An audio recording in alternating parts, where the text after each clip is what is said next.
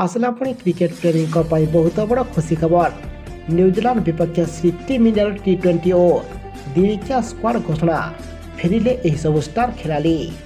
New Zealand विपक्ष series पर team India दिनिकिया एवं टी20 स्क्वाड घोषणा करा आघात जनित कारण संजू सैमसन दल उभय फर्मारू बाद पड़ी एवं ता सहित केएस भरत को दिनिकिया एवं जितेश शर्मा को टी20 स्थान मिली। के राहुल एवं अक्षय पटेल पारिवारिक समस्या कारण न्यूजीलैंड विपक्ष सीरीज खेलिबे नाही। रोहित शर्मा दिनिकिया एवं हार्दिक पांड्या टी20 दल नेतृत्व नेबे।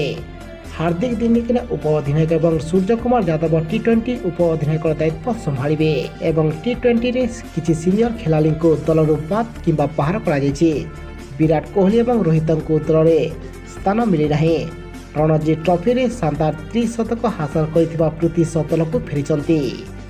दिनिकिया स्क्वाड रोहित शर्मा अधिनायक, Shubman Gill, Ishan Kishan, Virat Kohli, Shreyas Iyer, Surya Kumar Yadav, KS Bharat, wicket keeper Hardik Pandya, Washington Sundar, Shahzad Ahmad, Shardul Thakur, Yuvendra चहल, कुलदीप यादव, मोहम्मद शामी, मोहम्मद सिराज एवं उमरान मलिक सामिल अछंती।